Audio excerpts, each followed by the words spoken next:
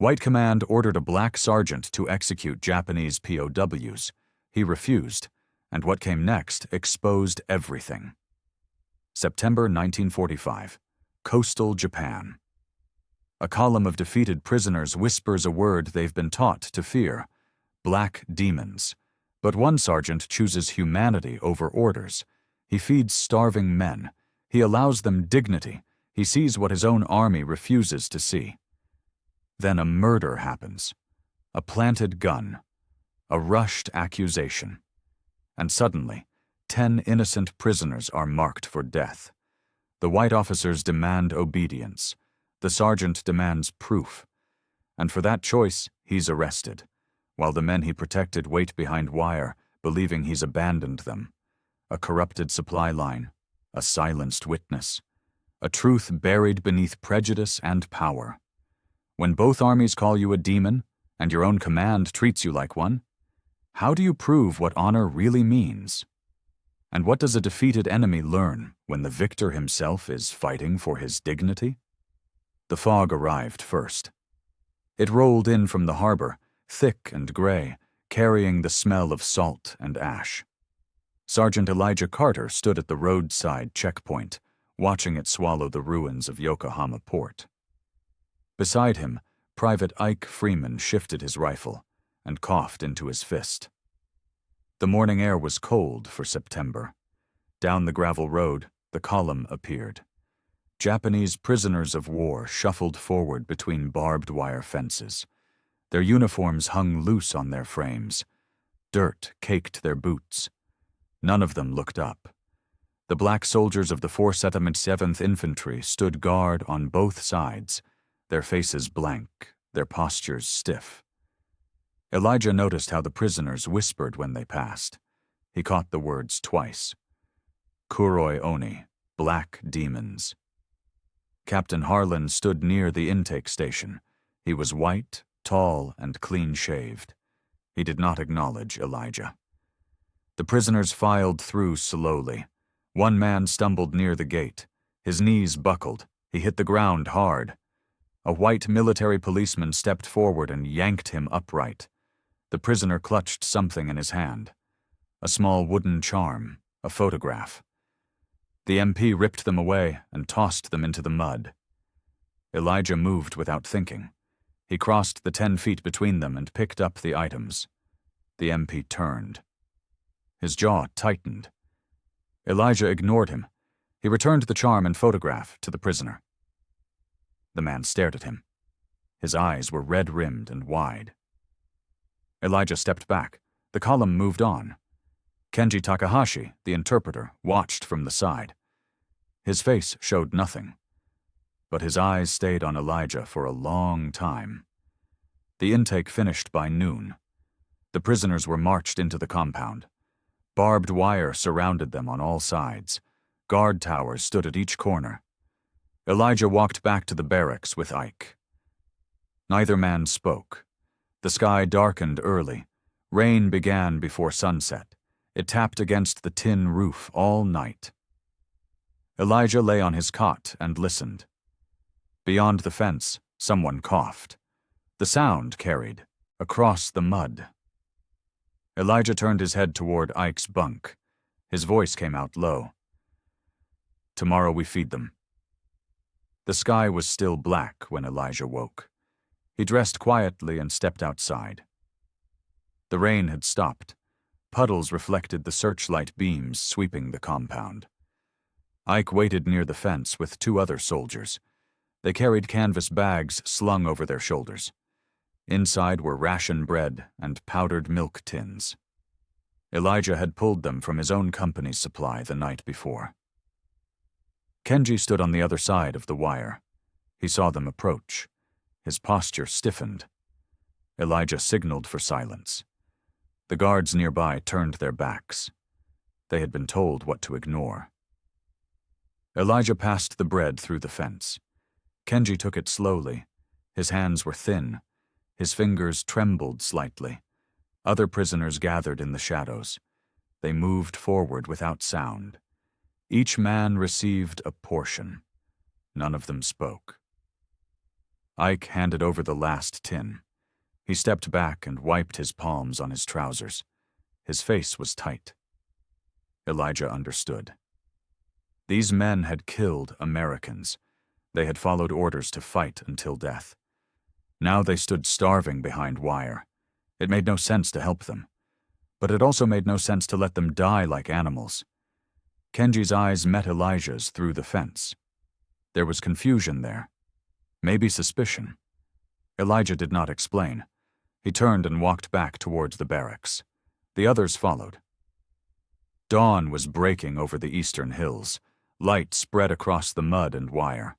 Somewhere in the distance, a truck engine roared to life. The sound grew louder. Elijah stopped walking. Supply detail. The American base was sending rations and medicine, but none of it was meant for prisoners. Elijah looked at Ike. "We need more than bread." Ike nodded. "Then we go to the source." Elijah turned toward the main road. The truck was coming closer. The U.S. command base sat 2 miles inland. Elijah and Ike arrived by jeep just before noon. The motor pool was crowded with vehicles. White soldiers moved between them, loading crates and checking manifests. Kenji rode in the back. He had been ordered to interpret for supply negotiations. Elijah parked near the headquarters building and stepped out. The air smelled like diesel and cigarette smoke. The supply office was inside a long wooden structure. A counter divided the room. Behind it, shelves held medical kits, ration boxes, and ammunition. A white clerk stood at the main window.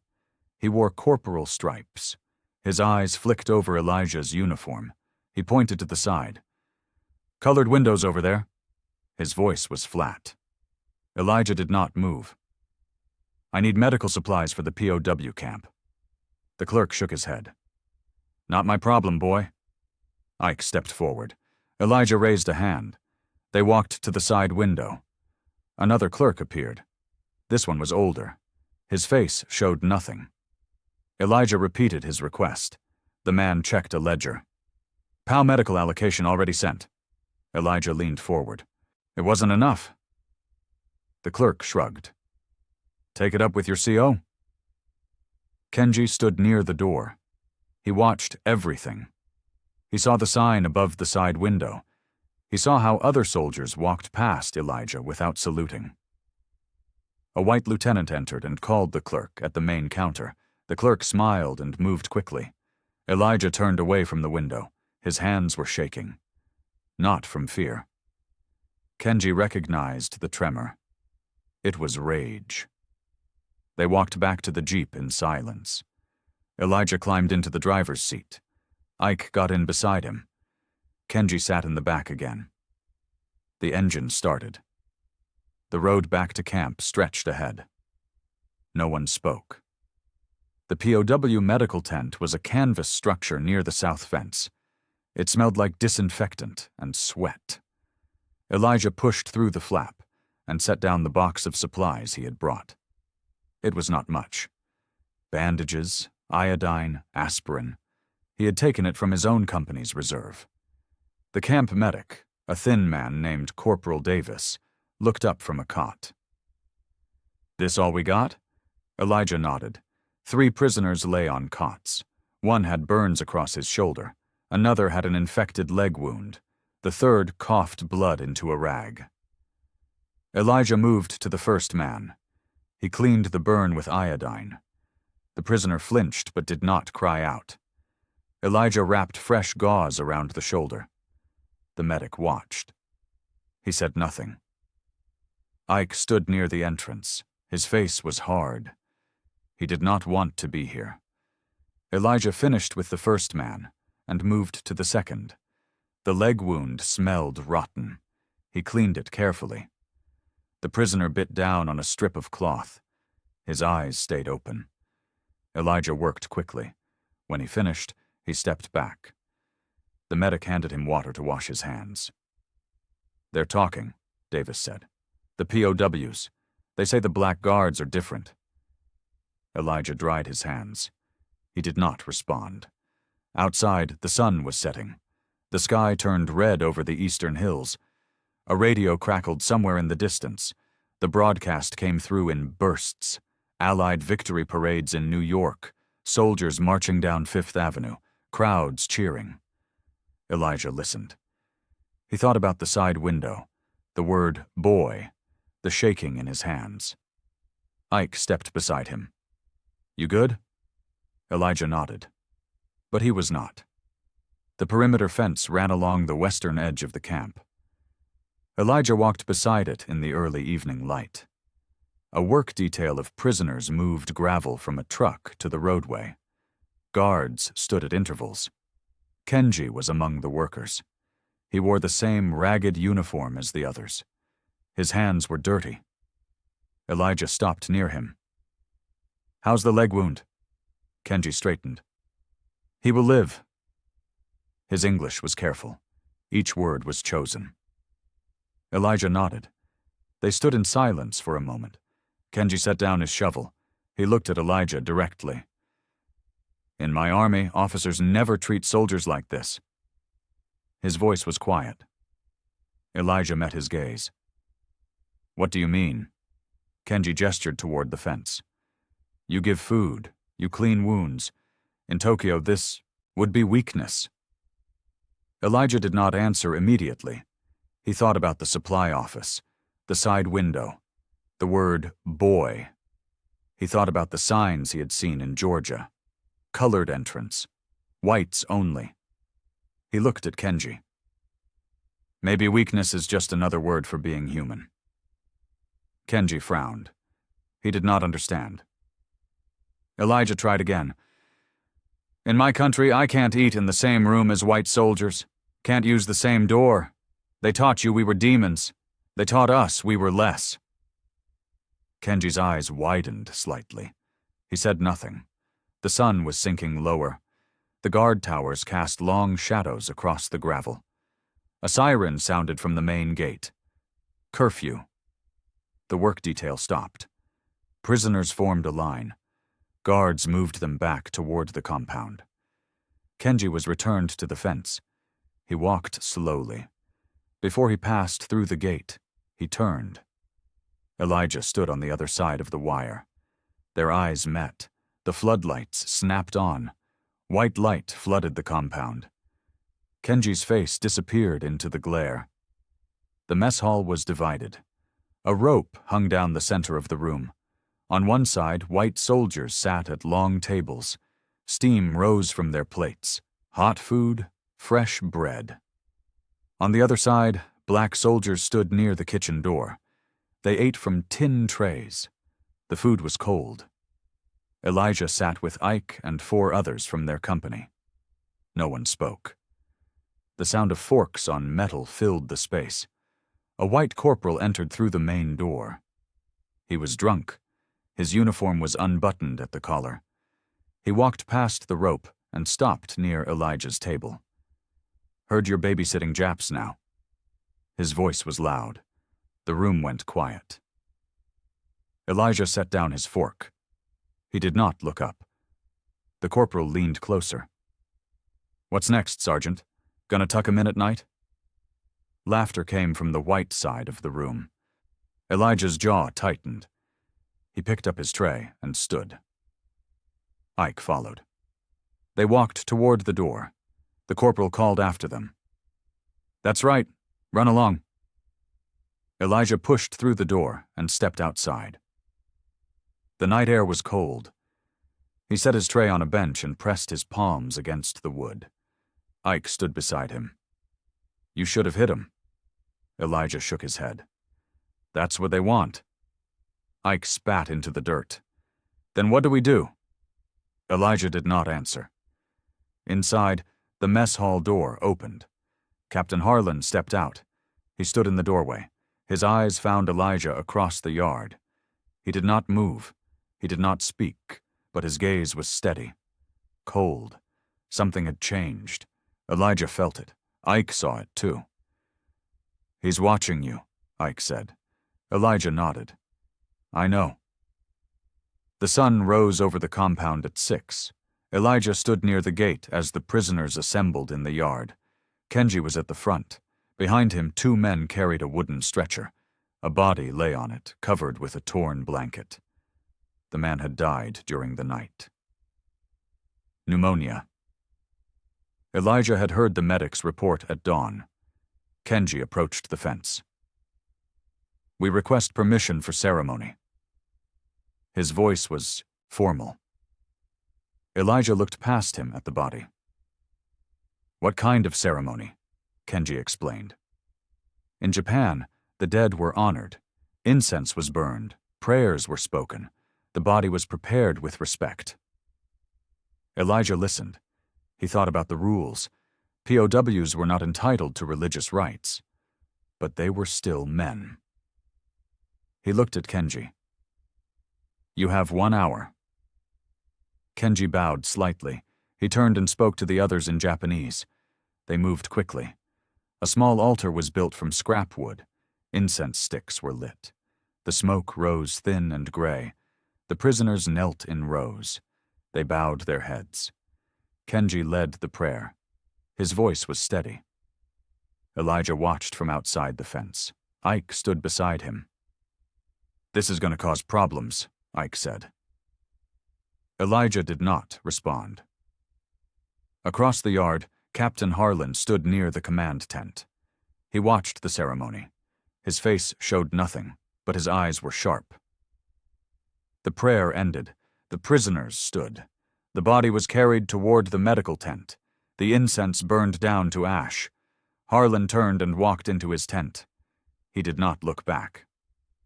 Elijah knew what that meant. The captain was taking notes, recording behavior, building a file. Ike touched his arm. "He's going to use this." Elijah nodded. "I know." The officers' club sat at the northern edge of the base. It was a low building with a covered porch. White officers gathered there in the evenings. Music played from a radio inside. Laughter drifted out through the open windows. Elijah walked past it on escort duty. Kenji was beside him. They were returning from a supply run. The sun had set an hour before. A white military policeman stood near the entrance. He saw Elijah approach. He stepped into the path. "Where you think you're going, Sergeant?" Elijah stopped. "Just passing through." The MP shook his head. "Not this way." He pointed toward the dirt road that circled behind the building. "Colored routes back there." Elijah's hands tightened on his rifle strap. He did not move. The MP stepped closer. "You deaf?" Kenji watched. He stood 3 feet away. His face was blank, but his eyes were sharp. The MP shoved Elijah's shoulder. "Move." Elijah stepped back. He turned and walked toward the dirt road. Kenji followed. They walked in silence. The music from the officers' club faded behind them. When they reached the barracks, Kenji stopped. He looked at Elijah. "They treat you worse than prisoners." His voice was quiet. Elijah did not answer. He walked inside and closed the door. That night, Kenji sat in the corner of the POW barracks. He pulled a small notebook from his jacket. It was hidden in the lining. He had kept it since capture. He wrote in Japanese. His handwriting was careful. The darkest uniform does not contain the darkest heart. He closed the book and hid it again. Outside, the searchlight swept the compound. The night was quiet. 2 weeks passed. The camp settled into routine. Prisoners moved through work details without incident. The medical tent saw fewer emergencies. Elijah walked the perimeter each morning and found the wire intact. The guards reported nothing unusual. For the first time since arrival, the tension eased.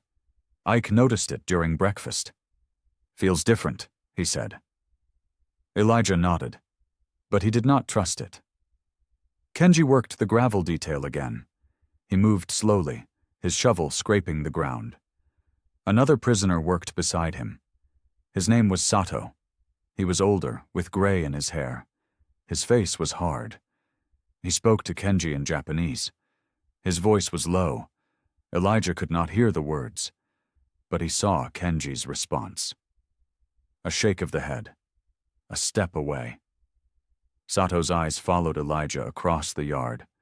At midday, the prisoners were given extra water. Elijah had requisitioned it from a different supply depot. The men drank deeply. Some bowed their heads toward him. Sato did not drink. He stood apart and watched. When the water was gone, he spoke again, this time louder. Other prisoners turned. Kenji's jaw tightened. He replied sharply. Sato laughed. It was a bitter sound. Elijah walked to the fence. Problem? Kenji looked at him. He says kindness is a trap. He says you want information. Elijah frowned. I want nothing. Kenji nodded. I told him this. He does not believe. Sato stepped forward. He spoke in broken English. American trick, we know. Elijah met his eyes. No trick. Sato spat into the dirt. He turned and walked away. The other prisoners followed. Kenji remained. He will spread poison, he said. Elijah watched Sato disappear into the barracks. Let him. The afternoon passed quietly. The sun moved west. Shadows stretched across the compound. Elijah returned to his bunk. He wrote a letter to his mother. He did not mention the prisoners. He did not mention the supply office. He wrote about the weather, about Ike, about nothing important. He sealed the envelope and set it aside. Outside, the searchlights flickered on. Night arrived. Somewhere beyond the fence, a gunshot cracked the silence. Then another. Elijah grabbed his rifle and ran. The perimeter zone was chaos. Soldiers ran toward the supply depot. Flashlights cut through the darkness. Voices shouted orders. Elijah reached the scene at midnight. A crowd had gathered near the back entrance. White MPs pushed people back. A body lay on the ground. The man wore sergeant stripes. His name was Baker. Elijah had seen him at the supply office. Blood pooled beneath his chest. A pistol lay 3 feet from the body. It was Japanese. Old issue, the kind prisoners carried during the war. A white lieutenant knelt beside it. He did not touch it. He just stared. Captain Harlan arrived moments later. He pushed through the crowd and looked down at Baker. His face showed nothing. He turned to the lieutenant. Secure the area. No one leaves. The lieutenant saluted and moved quickly. Elijah stood at the edge of the crowd. Ike found him. What happened? Elijah shook his head. Don't know. A white corporal nearby spoke loud enough for everyone to hear. Jap got loose, killed him and ran. Another soldier agreed. Probably hiding in the ruins. The talk spread fast. Elijah looked at the pistol. It was too clean, too perfectly placed. He said nothing. Harlan's eyes scanned the crowd. They stopped on Elijah. The captain walked toward him. He stopped 2 feet away. You're in charge of POW security. His voice was cold. Elijah straightened. Yes, sir. Harlan pointed at the body. Then this is your failure. Elijah's jaw tightened. We don't know what happened yet. Harlan leaned closer. I know enough. He turned to the MPs. Lock down the compound. Full count. Now. The MPs moved toward the POW camp. Elijah watched them go. Ike stepped beside him. This is bad. Elijah nodded. Harlan remained near the body. His eyes never left Elijah. The accusation was clear. It hung in the air between them. The crowd began to disperse.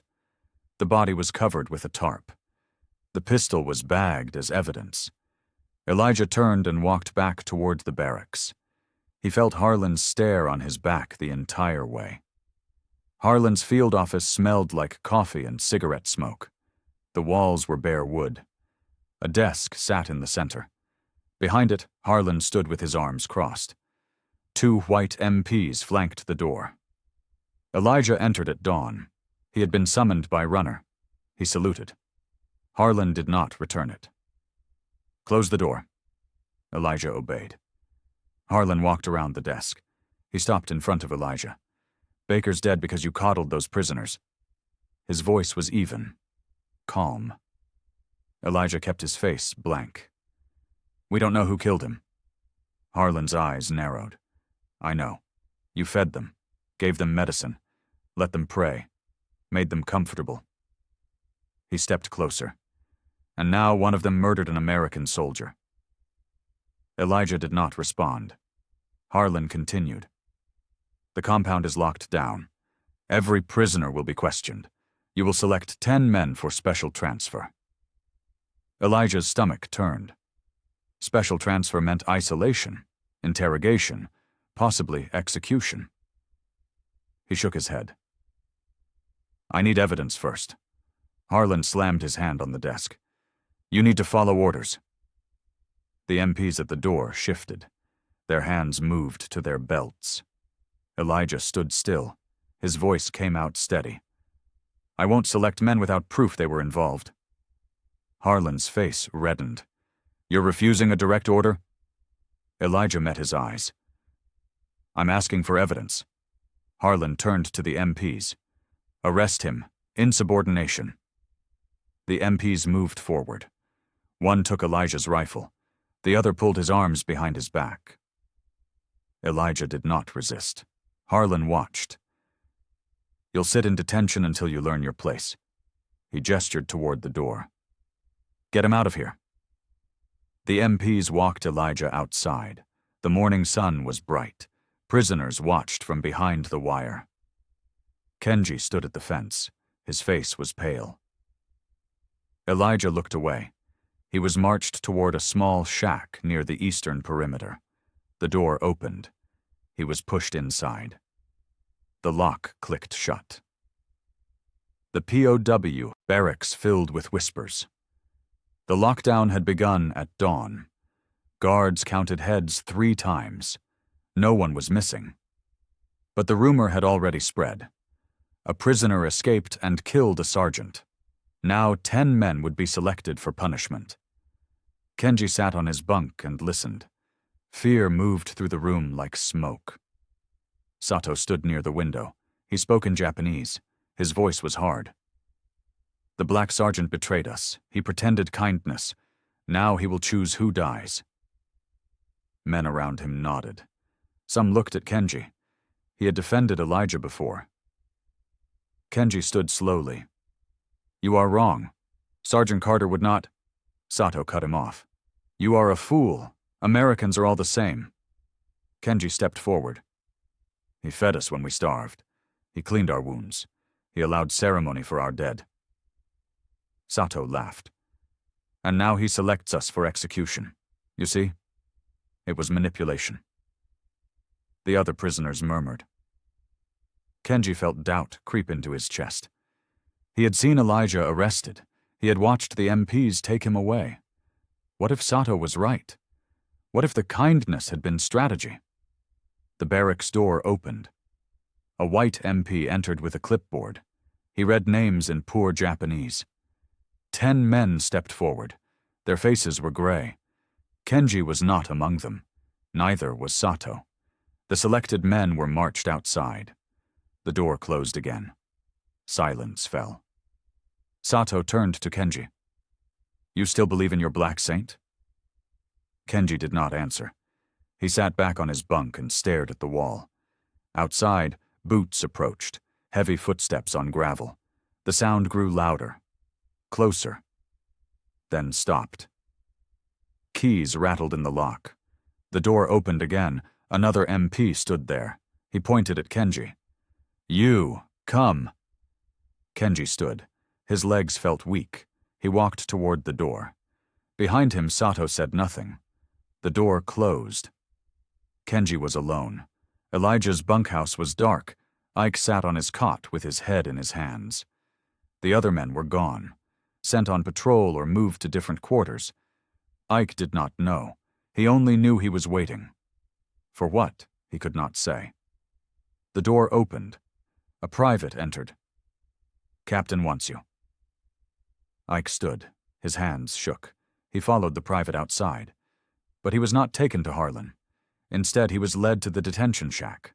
A guard stood outside. The guard looked away. Ike understood.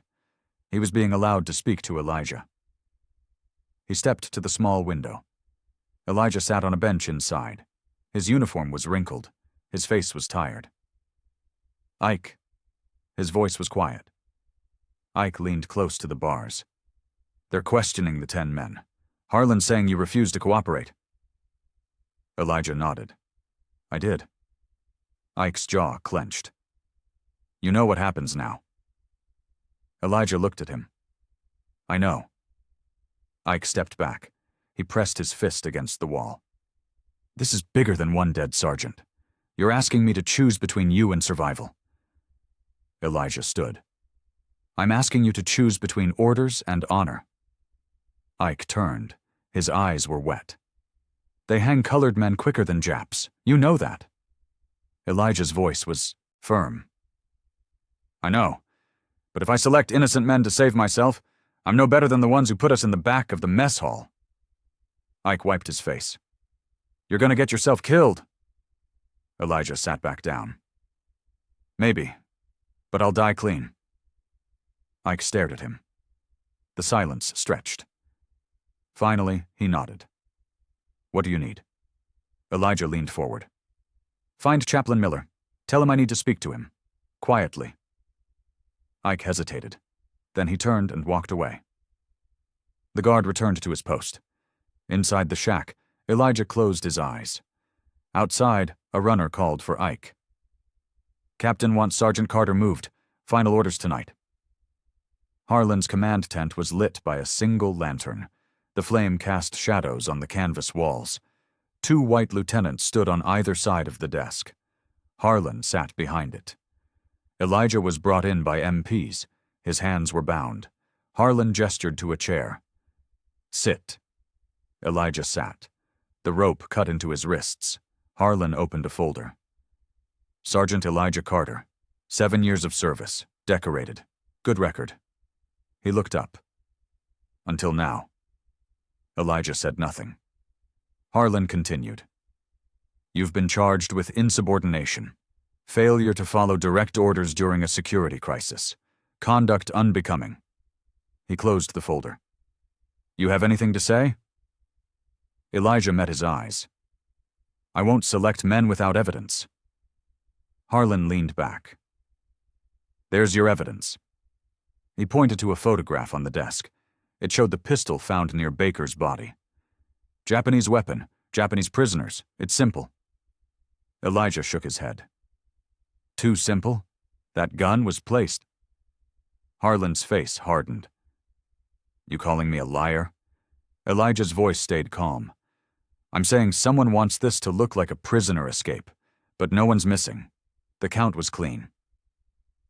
One of the lieutenants shifted. Harlan noticed. He waved the man to silence.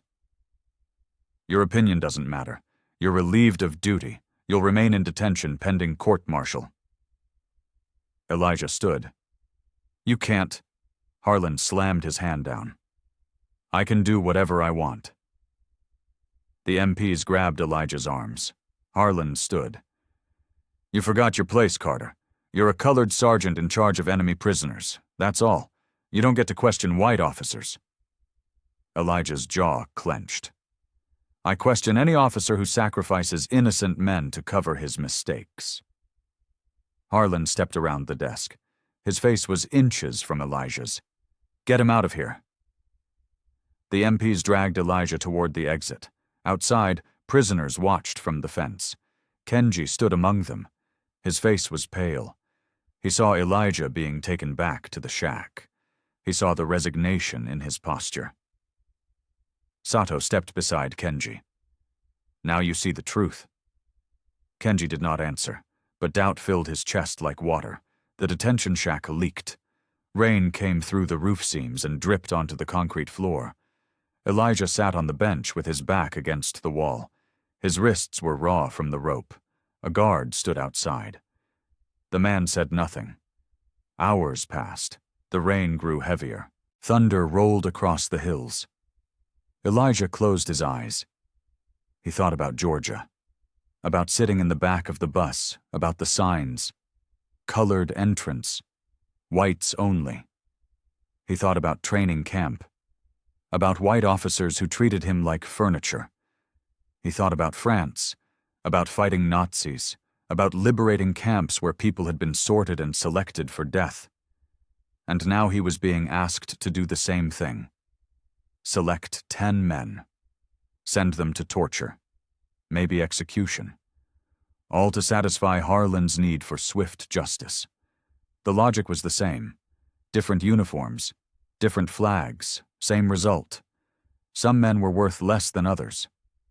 Elijah opened his eyes. Water dripped from the ceiling. It pooled near his boots. He had fought for 4 years to stop that logic. He would not embrace it now, even if it cost him everything. Outside, the storm intensified. Lightning flashed. The guard shifted under the awning. His boots scraped the gravel. Then another sound. Footsteps, slow and deliberate. The guard spoke. "Can't be here, Chaplain," a voice responded. Calm, steady. "I'm here on official business." The guard hesitated. "Captain said no visitors." The voice came again. "I'm not asking." The door opened. A figure stepped inside. Water dripped from his coat. He pulled back his hood. Chaplain Miller was an older man. His hair was white. His eyes were kind. He looked at Elijah. "Son, I heard what happened." Elijah stood slowly. "Sir." Miller raised a hand. "Sit. We need to talk." Miller sat beside Elijah on the bench. The rain drummed on the roof. The chaplain pulled a handkerchief from his pocket and dried his face. He looked at Elijah. "Tell me everything." Elijah hesitated. Miller's voice softened. "I'm here to listen, not to judge." Elijah nodded. He began to speak. He told Miller about the prisoners, about the food, the medicine, the ceremony. He told him about the supply office, the side window, the word boy. He told him about Baker's death, the pistol, Harlan's demand. Miller listened without interruption. When Elijah finished, the chaplain sat in silence. The rain continued. Finally, Miller spoke. "You're right to refuse." Elijah looked at him. "Sir?" Miller met his eyes. "Selecting innocent men is murder, no matter the uniform you wear." Elijah felt something break inside him. Relief. Validation. He had been alone with this decision. Now someone else understood. Miller continued. "But Harlan won't stop. He needs a scapegoat. If it's not the prisoners, it'll be you." Elijah nodded. "I know." Miller stood. "Then we need to act quickly. I'll request your release under administrative review. I have enough rank to make it happen, but it'll be temporary. You'll need evidence to clear yourself." Elijah stood. The pistol was planted. The supply depot has been running black market operations. Baker might have been involved, or he might have found out. Miller frowned. "You have proof?" Elijah shook his head. "Not yet, but if I can access the records." Miller raised a hand. "One step at a time. First, we get you out of here." Miller walked to the door. He turned back. "I'll speak to Colonel Stanton in the morning. He outranks Harlan. If I can convince him there's reasonable doubt, he'll order a hold." Elijah felt hope flicker. "Thank you, sir." Miller smiled. "Don't thank me yet. We have a long road ahead." He pulled his hood up and stepped into the rain. The door closed. Elijah sat back down. Outside, the storm began to ease. The thunder moved east. The rain softened to a drizzle. Elijah listened. For the first time in days, he felt the weight lift slightly. Not gone, but lighter. He closed his eyes and waited for dawn. The base records room was buried in the back of headquarters. Shelves lined the walls. Files and ledgers filled every space. Elijah stood at a wooden table with a stack of papers spread before him. Miller had secured his temporary release at dawn. Colonel Stanton had granted 48 hours for review. Harlan had protested. The colonel overruled him. Elijah flipped through supply logs. His finger traced the columns. Requisition forms, transfer orders, ammunition counts. Everything looked normal at first. Then he found the pattern. 3 months of forms showed supplies leaving the depot, but the receiving signatures were inconsistent. Some were illegible. Others belonged to units that had shipped out weeks before. He pulled another ledger. The dates matched. The amounts did not. Ike entered through the back door. He carried a canvas bag. "Found the manifest logs you wanted." He set them on the table. Elijah opened the first folder. Inside were shipping documents for medical supplies, morphine, sulfa drugs, penicillin, all marked as delivered to field hospitals. But the hospitals had been closed since August. Elijah looked at Ike. "This is it. Black market." Ike leaned over the documents. "Baker's name is on half of these." Elijah nodded. "He was running it, or he found out and someone silenced him." Ike pulled another form from the stack. "Look at this, night patrol schedules. Baker was supposed to be on duty the night he died, but someone changed the rotation." Elijah took the paper. The original assignment was crossed out. A new name was written above it. The handwriting was rushed. Elijah checked the signature at the bottom. It belonged to a supply lieutenant named Greer. He had seen the man at the depot. Young, nervous, always looking over his shoulder. Elijah gathered the documents. "We need to show these to Stanton." Ike grabbed his arm. "You take these to the colonel. Harlan's gonna know you're digging." Elijah met his eyes. He already knows. He folded the papers and slipped them into his jacket. Outside, a Jeep engine started. Someone was coming. The warehouse sat at the eastern edge of the base. It was old. The wood was warped. Paint peeled from the siding. Elijah and Ike stood behind it in the afternoon heat. 3 black soldiers from their company waited with them. All 3 looked nervous. One was named Jackson. He worked supply detail. Elijah had pulled him aside that morning. "I need you to tell me what you saw." Jackson shifted his weight. "I can't. They'll court-martial me." Elijah stepped closer. "They'll court-martial me if you don't." Jackson looked at the ground. "I saw Lieutenant Greer and Baker arguing. 2 nights before Baker died. They were behind the depot. I was on patrol." Elijah's pulse quickened. "What did they say?" Jackson shook his head. "Couldn't hear it all. But Baker said something about inventory, about numbers not matching. Greer told him to keep quiet." Another soldier spoke up. His name was Thomas. "I saw Greer the night Baker died. He was near the supply depot around midnight. Looked scared." Elijah pulled out a small notebook. "You willing to put that in writing?" Thomas hesitated. Ike stepped forward. "If you don't, Sergeant Carter goes down for this, and they'll pick 10 POWs to execute just to close the case." Thomas looked at Jackson. Both men were silent. Finally, Jackson nodded. "I'll do it, but I want protection." Elijah wrote quickly. "You'll have it. I'm taking this to Colonel Stanton today." He handed the notebook to Jackson. "Write down everything. Times, locations, exact words if you remember them." Jackson took the pencil and began to write. A Jeep rolled up the dirt road. It stopped near the warehouse. A runner stepped out. He called toward them. "Sergeant Carter, you're summoned to field tribunal. 1 hour." Elijah's stomach dropped. Ike grabbed his arm. "They're moving fast." Elijah took the notebook from Jackson. The testimony was half-written. It would have to be enough. He turned and walked toward the Jeep. Behind him, the soldiers watched in silence. The field tribunal tent was large and gray. Inside, a long table faced rows of folding chairs. Colonel Stanton sat in the center. 2 other officers flanked him. Harlan stood to the side. His face was stone. Elijah entered with Chaplain Miller. They sat in the front row. The air smelled like canvas and sweat. Stanton called the session to order. His voice was firm. This hearing will determine if charges against Sergeant Elijah Carter warrant court-martial.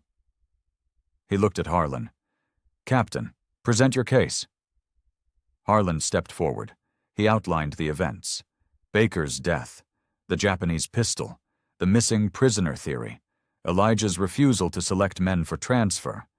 His conclusion was simple. Elijah had coddled the enemy and caused a security failure. Stanton listened without expression. When Harlan finished, he turned to Elijah. Sergeant, your response. Elijah stood. He pulled the documents from his jacket. Sir, I have evidence that Baker was involved in black market operations, supply theft, falsified records. He handed the papers to Stanton. The colonel reviewed them slowly. His eyes narrowed. Where did you get these? Elijah's voice was steady. Base records room with Chaplain Miller's authorization. Harlan stepped forward. This is a distraction. The issue is Carter's refusal to follow orders. Stanton raised a hand. I'll decide what's relevant. He turned back to Elijah. Continue. Elijah presented the witness statements, Jackson's testimony about the argument, Thomas's account of seeing Greer near the depot, the inconsistent guard rotations. When he finished, the tent was silent. Harlan's face reddened. This is character assassination. Baker was a loyal soldier. Elijah met his eyes. Baker was running an illegal operation. Someone killed him to keep it quiet, and you wanted to blame prisoners to close the case fast. Harlan took a step forward. Stanton's voice cut through the tension. Captain, sit down. Harlan froze. His jaw clenched. He returned to his position. Stanton set the documents on the table. This hearing is suspended. I'm ordering a full investigation into supply operations. Lieutenant Greer will be detained for questioning. He looked at Harlan. The transfer of POW prisoners is canceled pending review. Harlan's hands balled into fists. Stanton stood. This tribunal is adjourned. He walked out. Miller touched Elijah's shoulder. Well done. Elijah nodded. But he felt no victory. Only exhaustion. Architected narrative tension through covert revelation and atmospheric closure. Chapter 20 takes place in the POW compound at night. Ike secretly delivers news that the transfer is suspended. Kenji doesn't celebrate yet. The ending should show floodlights scanning the wire as silence replaces panic. The POW compound was dark. Floodlights swept the perimeter in slow arcs. Kenji sat on his bunk. The 10 selected men had been returned an hour before. They looked shaken but unharmed. No one spoke. The tension was thick. Sato stood near the window. He watched the guards outside. His face showed nothing. The barracks door opened quietly. A figure slipped inside. It was Ike. He moved quickly to Kenji's bunk. His voice was barely a whisper. The transfer's been suspended. Kenji looked up. His eyes were wide. Suspended? Ike nodded. Colonel's orders. Elijah presented evidence. They're investigating the murder now. No prisoners are being moved. Relief flickered across Kenji's face, but he did not smile. Ike continued. I can't stay. Just wanted you to know. He turned to leave. Kenji grabbed his wrist. Sergeant Carter, is he free? Ike hesitated. Not yet, but he will be. Kenji released his grip. Ike slipped back through the door. The lock clicked shut. Kenji sat in silence. Around him, prisoners whispered. The news spread quickly. The transfer was canceled. They would not be tortured. They would not be executed. Some men wept quietly. Others simply stared at the ceiling. Sato turned from the window. He looked at Kenji. Your black sergeant saved us." His voice held no mockery now, only confusion. Kenji nodded. "Yes." Sato sat on his own bunk. His shoulders sagged. "In Tokyo, they told us Americans had no honor, no humanity." He looked at his hands. "I believed them." Kenji's voice was soft. "So did I." The floodlights continued their sweep. The beams cut through the darkness. Outside, the guards changed shifts. Boots crunched on gravel. Orders were shouted. But inside the barracks, silence had replaced panic. Men breathed easier. Some slept for the first time in days. Kenji lay back on his bunk and closed his eyes. Colonel Stanton's command tent smelled like fresh coffee. Morning light filtered through the canvas. Harlan stood at attention. His face was pale. Stanton sat behind his desk with a folder open before him. He did not look up. "Lieutenant Greer has confessed." His voice was flat. "He and Baker were running supplies to the black market in Yokohama. They made a profit. Baker wanted out, threatened to report it. Greer killed him." Harlan said nothing. Stanton continued. "Greer planted the Japanese pistol to make it look like a POW escape.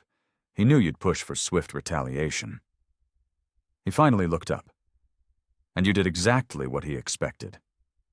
Harlan's jaw tightened. "I was following protocol." Stanton closed the folder.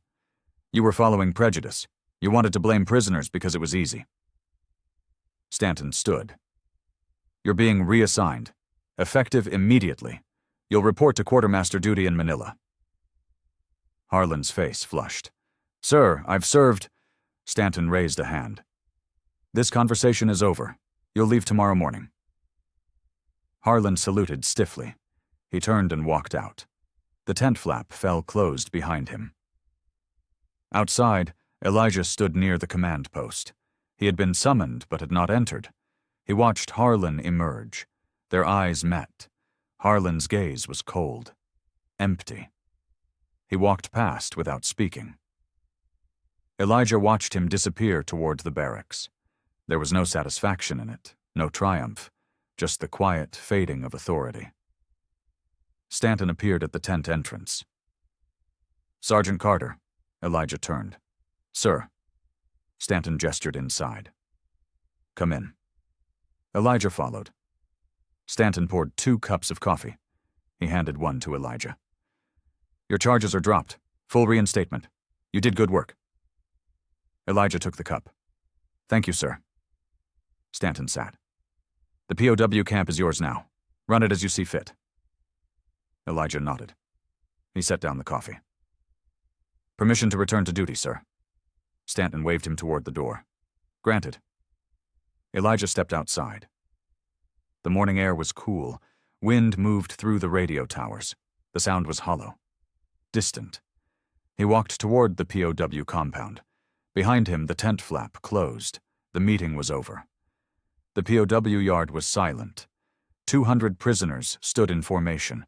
Their backs were straight, their eyes forward. Kenji stood at the front. Beside him, Sato and the other senior men waited. The sun was setting. Orange light spread across the wire and mud. Elijah walked through the gate. Ike followed 2 steps behind. The entire camp watched. Kenji called an order in Japanese. The formation tightened. Every man's posture sharpened. Elijah stopped 10 feet from the front row. He did not understand the words, but he recognized the tone. Kenji's voice rang out again. In unison, 200 prisoners saluted. Their hands moved to their foreheads. Their heels clicked together. The sound echoed across the compound. Elijah stood frozen. He had not expected this. Behind the wire, the black soldiers of his company watched. Slowly, they raised their hands in salute. One by one. First Ike, then Jackson, then Thomas, then all of them. The 2 groups faced each other. American guards and Japanese prisoners, black men and their former enemies, all saluting the same man. Kenji held the salute. His eyes met Elijah's. There was no victory in them, no defeat, only recognition. Two men who had been taught to see each other as monsters. Two men who had learned otherwise. Elijah returned the salute. His hand trembled slightly. Not from fear, from something else, something he could not name. The moment stretched. The sun touched the horizon. Light turned red and gold. Finally, Kenji lowered his hand. The prisoners followed. The formation broke. Men returned to their barracks. Elijah turned and walked back through the gate. Ike fell in beside him. That was something. His voice was quiet. Elijah nodded. His eyes were wet. He wiped them quickly. Yeah, it was. They walked toward the barracks in silence. Behind them, the floodlights began to glow. Night was coming. The war was over. But the real work was just beginning. Elijah knew that now. Changing hearts took longer than changing borders. But it could be done. He had seen it, in a muddy POW camp in Japan, in the eyes of men who had been enemies. It could be done. Yokohama Station was crowded. Civilians moved through the platforms. American soldiers waited near transport trains. Steam rose from engines. The air smelled like coal smoke and oil. Elijah stood near the loading platform. His duffel bag rested at his feet. Orders had come through that morning. Reassignment, mainland duty, Tokyo headquarters. He was leaving. Ike had already said goodbye. So had Miller. The rest of the company stood at the barracks. Only one person remained. Elijah looked toward the fence. Kenji stood behind the wire. He wore the same ragged uniform. His face was thin, but his eyes were clear. Guards stood nearby. They did not interfere. Elijah walked to the fence. He stopped 3 feet away. "I'm being transferred." Kenji nodded. "I know. The guards told us." They stood in silence. Around them, the station bustled with movement. But this moment felt separate, removed. Elijah spoke again. "You'll be repatriated soon, back to Tokyo." Kenji's jaw tightened. "Yes, back to rebuild."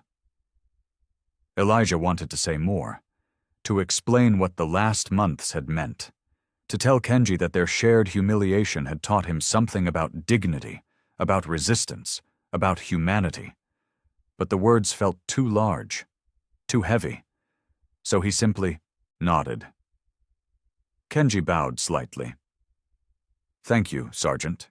Elijah returned the bow. "Take care of yourself." The train whistle blew. Long and shrill. Elijah picked up his duffel. He turned toward the platform. Behind him, Kenji remained at the fence. Elijah climbed aboard. The train lurched forward. Steam hissed. Wheels began to turn. He found a window seat. He looked out. The fence passed by. The compound disappeared. Kenji's figure grew smaller, then vanished. The train picked up speed. The landscape blurred, ruined buildings, empty fields, the ocean in the distance. Elijah leaned back. He closed his eyes. The whistle sounded again, a symbol of distance forming, of separation, of men returning to their separate worlds, but carrying something new, something changed. The train rolled on. Yokohama fell away behind him. Tokyo University sat on a hill overlooking the rebuilt city. The year was 1962. 17 years had passed since the war's end. The campus was modern, clean. Students moved between buildings. Their voices filled the courtyards. Inside a small office, Kenji Takahashi sat at a wooden desk. His hair was gray now, his face lined, but his eyes remained sharp. A journalist sat across from him. She was young, Japanese. A notebook rested on her lap. "Professor Takahashi, you were a prisoner of war." Kenji nodded. "Yes, in Yokohama, from September 1945 until January 1946. The journalist leaned forward. "What was it like?" Kenji did not answer immediately. He opened a desk drawer. Inside lay a worn notebook, the one he had kept hidden during captivity. He set it on the desk. I wrote this during my time in the camp. It documents something important. The journalist glanced at the pages. Kenji's handwriting filled every line. Japanese characters, dates, observations. He turned to a specific entry. There was an American sergeant, a black man. His name was Elijah Carter. The journalist began to write. Kenji continued. He taught us what victory really meant. He explained the food, the medicine, the funeral rites, the refusal to select innocent men for execution. The journalist listened. Her pen moved quickly. When Kenji finished, she looked up. This should be shared. Kenji nodded. That's why I'm telling you. He stood and walked to a filing cabinet. He pulled out a folder. Inside was a typed manuscript, a translation of his journal. He handed it to her. I want this sent to America, to civil rights organizations, to people who are still fighting. The journalist took the folder. I'll make sure it reaches them. Kenji sat back down. Sergeant Carter showed defeated men that the color of a uniform means nothing, that humanity transcends borders, that dignity cannot be stolen. He paused. Someone needs to remember that. The journalist gathered her notes. She stood. Thank you, Professor. Kenji bowed slightly. She left. Kenji returned to his desk. He opened the notebook again. He read the words he had written 17 years before. The darkest uniform does not contain the darkest heart. He closed the book gently. Outside, a postal truck arrived. Workers loaded mail bags. Inside one of them, the journalist's package rested. The manuscript, the translation, the story of a black sergeant and a defeated soldier who learned to see each other as human. The truck pulled away. It headed toward the airport. The mailbag would cross the Pacific. It would reach American shores. It would find its way to offices where people still fought for dignity, for equality, for recognition. The story would not be buried. It would cross oceans. It would refuse to fade. Kenji watched the truck disappear. Then he returned to his work, teaching students, preserving history, remembering a man named Elijah Carter, who had taught him what it meant to be free.